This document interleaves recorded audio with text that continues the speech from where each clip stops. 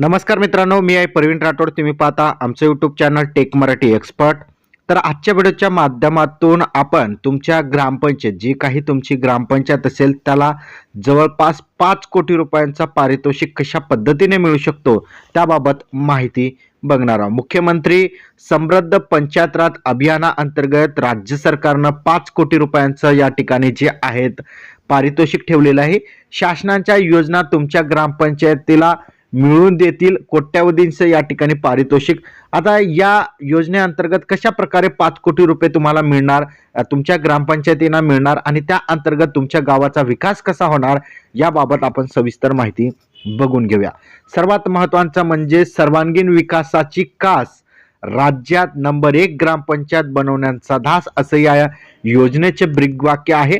आणि ही जी योजना अभियान जी आहे राज्य सरकारनं राबवलेलं आहे त्याचं नाव आहे मुख्यमंत्री समृद्ध पंचायत राज अभियान. आता या अभियानाअंतर्गत ग्रामपंचायतमध्ये काय काय कार्य होणे गरजेचे आहे, कोणकोणत्या सुविधा ज्या आहेत ग्रामपंचायतमध्ये होणे गरजेचे आहे.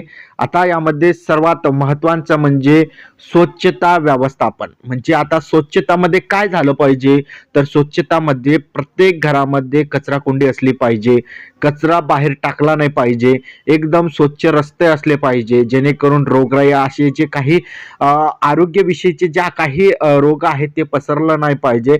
त्यामुळे ग्रामपंचायत या ठिकाणी जे आहेत एक पाऊल या ठिकाणी पुढे जाईल. त्याचबरोबर ग्रामपंचायतमधील सरपंच असेल, ग्रामसेवक असेल, त्याचबरोबर उपसरपंच असेल, या तिघांनी मिळून एक ग्रामसभा मीटिंग घेऊन त्यानंतर ग्रामपंचायतीमध्ये त्याचबरोबर गावामध्ये CCTV कॅमेरे बसवणे गरजेचे आहे. आणि त्या अंतर्गत गावामध्ये कोणकोणत्या हालचाली चालू आहेत त्यांना त्याबाबतची माहिती मिळेल आणि त्यानुसार ते ग्रामपंचायतीची या ठिकाणी सुधारणा ज्या आहेत करू शकतात. आता तक्रारीचं बॉक्स ग्रामपंचायतमध्ये असणे गरजेचे आहे. पण काही महाराष्ट्रामधील 99% ग्रामपंचायतमध्ये तक्रारीचं या ठिकाणी जे आहेत बॉक्स नसतो आणि त्यामुळे जे काही नागरिकांच्या तक्रारी असतात ते ग्रामसेवकापर्यंत, सरपंचापर्यंत जात नाही आणि जरी गेल्या तर त्याचं सोल्युशन ग्रामपंचायत, ग्रामसेवक, सरपंच यांच्याकडून होत नाही आणि त्याचमुळे ग्रामपंचायतीचा विकास हा मागे पडतो. आणि त्याच ग्रामपंचायतीचा विकास जर आपल्याला समोर घेऊन जायचा असेल तर तक्रारीचं निवारण होणे खूप महत्त्वाचं आहे. कचरा आणि सांडपाणीची व्यवस्था या ठिकाणी केली पाहिजे.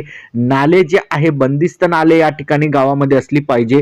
उघडे नाले जर असेल तर त्यामध्ये मच्छर होतात आणि त्या जे आहे त्याचं जे घाण वास आहे त्यामुळे अनेक कुटुंब जे आहे या ठिकाणी त्यांचं आरोग्य खराब होऊ शकतो. त्यामुळे जे आहे नाली जे आहे ते सांडपाणी नाली जे आहे ते बंदिस्त असणे गरजेचे आहे. त्यानंतर ही सुविधा एक महत्त्वाचं पाऊल जे आहे तुम्हाला 5 कोटीच्या जवळ घेऊन जाईल.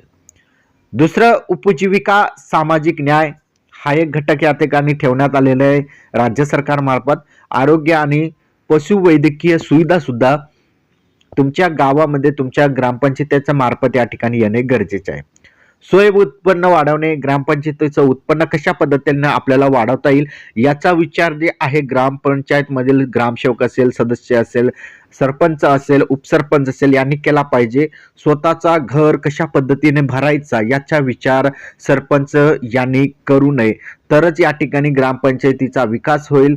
ग्रामपंचायतीच्या विकासाबरोबर गावाचा विकास होईल आणि गावाचा विकास झाला म्हणजे लक्षात ठेवा, हा गाव संपूर्ण महाराष्ट्रभर या ठिकाणी चर्चेचा विषय राहील.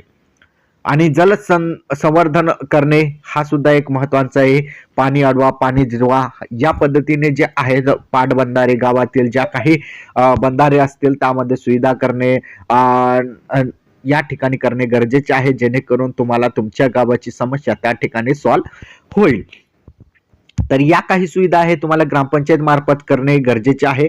आज ग्रामपंचायतीच्या मार्फत योजना जे राज्य सरकार या ठिकाणी राबवल्या जातात त्या योजना जे आहेत प्रत्येक गावातील लोकांपर्यंत कशा पद्धतीने पोहोचता येईल याचा विचार ग्रामसेवक, सरपंच यांनी केला पाहिजे. आणि त्यानंतरच तुमचा उद्या जो गाव आहे तुमचा विजयी सन्मानाने या ठिकाणी पारितोषिक घेताना राज्य सरकारकडून आपल्याला पाहायला मिळेल. आता तुमची ग्रामपंचायत अंतर्गत कोणकोणत्या योजना या ठिकाणी राबवणे गरजेचे आहे सर्वात महत्त्वाचा तुमच्या ग्रामपंचायतमध्ये ऑपरेटर असतो, त्यांच्या मार्फत आयुष्यमान कार्ड जे आहे प्रत्येक गावातील नागरिकांना काढून देणे गरजेचे आहे. पण 100 पैकी 99% ग्रामपंचायतमध्ये आयुष्यमान कार्ड काढून दिले जात नाही. जे काही गावातील नागरिक आहेत त्यांना शहरामध्ये जाऊन किंवा CSC सेंटरवर जाऊन त्या ठिकाणी पैसे देऊन आयुष्यमान कार्ड काढून घ्यावा लागतो. या सुविधा तुमच्या ग्रामपंचायतमध्ये उपलब्ध असताना सुद्धा त्या लोकांना, त्या नागरिकांना जे आहेत बाहेर जाऊन या ठिकाणी कार्ड काढण्याची गरज भासते. यामागचं मुख्य कारण म्हणजे जे आहे पैशाची, जे पैसे वाचवण्याचं जे आहे ग्रामपंचायतचा विषय नसतो, तो फक्त लोकांना परेशान करणं, लोकांकडून जो लोकांची जे काही वेळ आहे ते वाया घालवणं, हा प्रकार जे आहे तुम्हाला कधीच ग्रामपंचायत वरी घेऊन जाणार नाही. त्याचबरोबर मनरेगा, आता मनरेगा अंतर्गत अनेक असे काही मनरेगाचे जॉब कार्ड असेल, विहिरीचं असेल, विहिरीची मंजुरी असेल, त्या अंतर्गत जे तुमचं शेततळे असेल, ज्या काही मनरेगा अंतर्गत जे काही योजना राबवल्या जातात त्या राज्य सरकार मार्फत, ग्रामपंचायत मार्फत या ठिकाणी राबवले जातात आणि मनरेगा अंतर्गत ज्या काही योजना आहेत त्या प्रत्येक गावातील नागरिकांना मिळायला पाहिजे. त्यासाठी राज्यातील जे काही ग्रामपंचायत आहेत त्यामधील सरपंच असेल, उपसरपंच असेल, त्यांनी प्रयत्न केला पाहिजे. आणि त्याचबरोबर 1 रुपया सुद्धा लागत नाही मनरेगा अंतर्गत विहीर मंजूर करण्यासाठी. पण महाराष्ट्रामधील अनेक काही ग्रामपंचायत आहेत, असे हजारो ग्रामपंचायत आहेत, त्यामध्ये प्रत्येक विहिरीमध्ये 20,000 रुपये या ठिकाणी त्या गावातील नागरिकांकडून घेतलं जातं. ही भ्रष्टाचार जे आहे ग्रामपंचायत मार्फत रोखली गेली पाहिजे, की जेणेकरून जे काही सामाजिक नागरिक आहेत त्यांना फ्रीमध्ये मनरेगा अंतर्गत विहीर मंजूर होणे, ज्या काही शासकीय योजना त्याची थेट लाभ त्यांना फ्रीमध्ये कशा पद्धतीने मिळेल याचा विचार ग्रामपंचायतीने केला पाहिजे. स्वतःचा घर भरण्याचा सरपंचांना विचार करू नये. दुसरं महत्वाचं म्हणजे प्रधानमंत्री आवास योजना. सर्वात महत्वाचं या योजनेअंतर्गत असं होतं की ज्या लोकांना घरांची गरज नाही, आता जसं की एखादा सरपंचाचा मुलगा असेल, उपसरपंचाचा मुलगा असेल, सदस्यांचा मुलगा असेल, यांच्याकडे अगोदर घर असेल आणि त्यांच्या नावावर पुन्हा घरकुल मंजूर होणे ही एक चुकीची बाब आहे. आणि या बाबी ग्रामपंचायतीचे रोखून ज्या काही गरीब लोक आहेत त्यांना खरंच घरांची या ठिकाणी गरज आहे अशा लोकांना प्रधानमंत्री आवास योजनेअंतर्गत प्राधान्य देणे गरजेचे आहे. त्याचबरोबर इंदिरा गांधी राष्ट्रीय वृद्धापकाळ योजना. आता या योजनेची माहिती राज्यातील 99 म्हणजे 99% ग्रामपंचायतमध्ये दिली जात नाही. ज्या काही महिला 65 वयापेक्षा अधिक वयांच्या आहेत त्यांच्यासाठी वृद्धापकाळ योजना ही राबवली जाते. मग या योजनेअंतर्गत दर महिन्याला 1500 रुपये मिळतात. मग अशा वेळेस राज्यातील ज्या काही ग्रामपंचायत आहेत त्यांनी योग्य ती माहिती त्या नागरिकांना देणं गरजेचे आहे. त्यांचे फॉर्म भरून घेणे गरजेचे आहे. पंचायत समितीमध्ये किंवा तुमच्या तहसील कार्यालयामध्ये त्या फॉर्मची जमा करणे गरजेचे आहे. त्यानंतर त्यांना कशा प्रकारे या योजनेचा लाभ मिळाला पाहिजे या गोष्टीचा विचार जे आहे ग्रामपंचायतने करणे गरजेचे आहे. तरच तुमचं गाव, तुमची ग्रामपंचायत पुढे जाईल. राष्ट्रीय कुटुंब लाभ योजना. राष्ट्रीय कुटुंब लाभ योजनेअंतर्गत सुद्धा वेगवेगळ्या योजनांचा या ठिकाणी फायदा नागरिकांना दिला जातो. तर त्या सुद्धा योजना जे आहेत ग्रामपंचायत अंतर्गत राबणे गरजेचे आहे. अशा विविध कल्याणकारी योजना ज्या आहेत तुमच्या ग्रामपंचायत मार्फत राबणे गरजेचे आहे. तर तुमचा गाव, तुमच्या गावातील नागरिक आणि तुमची ग्रामपंचायत ही या ठिकाणी विकसित होईल. त्यानंतर राज्य सरकारच्या योजना कोणत्या? आता राज्य सरकार अंतर्गत थेट ग्रामपंचायतींना ज्या काही लाभ दिला जातो, ज्या अंतर्गत संत गाडगेबाबा ग्राम स्वच्छता अभियान, या अभियानाअंतर्गत सुद्धा जे काही फंडिंग असेल ग्रामपंचायतींना दिली जाते आणि त्या अंतर्गत जे आहे गावाची स्वच्छता केली जाते. घरकुल, राज्यस्तरीय घरकुल योजना, त्याचबरोबर संजय गांधी निराधार अनुदान योजना, श्रावणबाळ राज्य निवृत्ती वेतन योजना, या काही राज्य सरकारच्या जे योजना आहेत ते सुद्धा तुमच्या ग्रामपंचायत अंतर्गत राबणे गरजेचे आहे.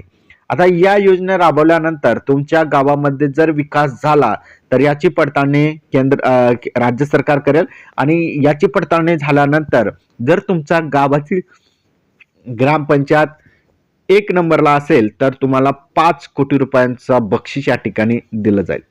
त्यासाठी तुमच्या गावामध्ये सुरुवातीपासून विकास होणे गरजेचे आहे. जर विकास झालेला असेल तर तुम्ही या पारितोषिकसाठी पात्र सुद्धा ठरू शकता.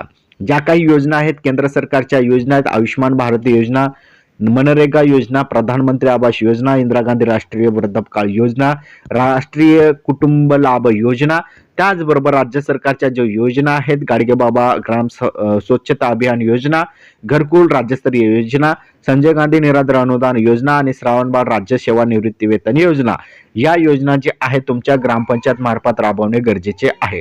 तरच तुम्हाला राज्यातील विकसित ग्रामपंचायतमध्ये तुमचं नाव येईल आणि तुम्हाला जवळपास 5 कोटी रुपयांचं बक्षीस जिंकण्याची सुवर्ण संधी मिळेल. हा व्हिडिओ तुम्हाला कसा वाटला कमेंटमध्ये नक्की सांगा. चॅनलवर नवीन असाल चॅनलला सबस्क्राईब करा. धन्यवाद.